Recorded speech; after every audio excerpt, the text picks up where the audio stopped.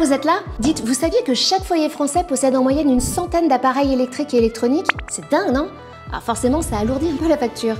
Comment faire d'ailleurs pour que la facture d'électricité ne soit pas trop salée? Dans cette nouvelle vidéo, je vous propose de découvrir ensemble quels sont les appareils qui consomment le plus et les trucs et astuces pour mieux maîtriser sa consommation d'électricité. Allez, c'est parti pour les gestes qui comptent.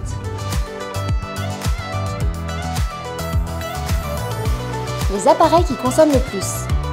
Bon alors, réduire sa consommation d'électricité chez soi, tout le monde en parle, hein. Vous, moi, les voisins, la famille, mais comment on fait concrètement? Si vous avez regardé ma précédente vidéo, vous devriez savoir quel est le poste de dépense le plus important. Alors une idée? Le coupable, c'est le chauffage. Il représente plus de la moitié de notre consommation d'énergie. Attention, hein, c'est pas le seul. Sur le podium, on retrouve ensuite les appareils électroménagers et multimédia, puis l'eau chaude sanitaire et enfin les appareils de cuisson. Alors vous avez bien retenu l'ordre? Allez, c'est pas grave.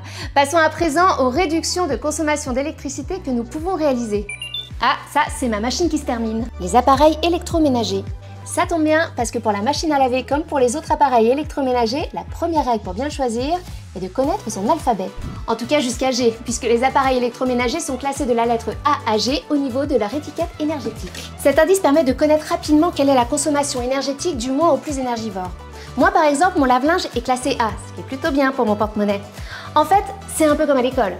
Plus on ramène de A à la maison et plus on sera récompensé. Et s'il y a la fonction éco, alors là, c'est bingo. Choisissez aussi vos appareils en fonction de votre consommation. Par exemple, ne prenez pas un réfrigérateur familial si vous n'êtes que 2 à la maison. Optez plutôt pour des appareils dimensionnés à votre besoin, ça vous aidera à mieux maîtriser votre consommation d'énergie. Les veilleuses. Alors, il y en a toujours une qu'on oublie, où est-ce qu'elle est? Ah, là, regardez. Et oui, maintenant qu'on a choisi les meilleurs appareils électroménagers, intéressons-nous à leur mode veille. On en parle souvent, mais est-ce que vous savez combien d'électricité consomment vos appareils en veille? Vous savez ceux avec la petite LED allumée? Eh bien la veille des appareils électriques représente près de 15% de la facture d'électricité. Cette énergie qui vous est facturée est consommée sans vous apporter de confort supplémentaire. C'est dingue! C'est là que vous allez pouvoir économiser facilement des euros. Alors geste numéro 1 pour réduire sa consommation d'électricité, on débranche. Alors quand on part en week-end et en vacances, petite astuce, pensez aux multiprises avec interrupteur. Vous gagnerez un temps fou pour éteindre tous les appareils en un seul geste. On est d'accord, ça peut être un peu fastidieux, alors un mot-clé peut vous aider, la domotique. Eh oui, pour faire des économies, il faut être malin. La domotique.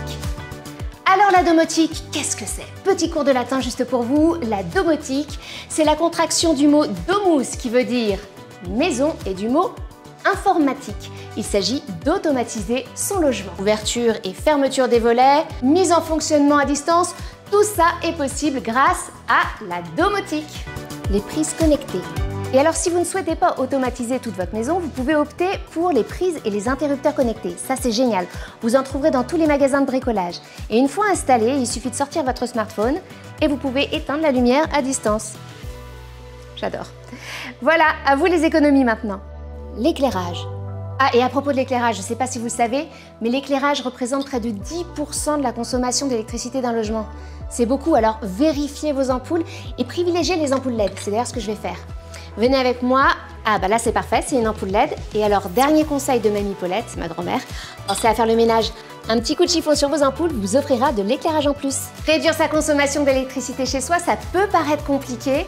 Mais avec cette vidéo sur les gestes qui comptent d'Engie, c'est tout de suite plus simple. Si vous avez aimé, laissez un like ou abonnez-vous à la chaîne J'agis avec Engie.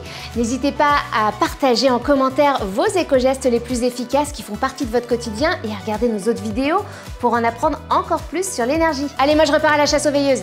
Salut! Oh, mais elles sont où? Je suis sûre qu'il en reste une.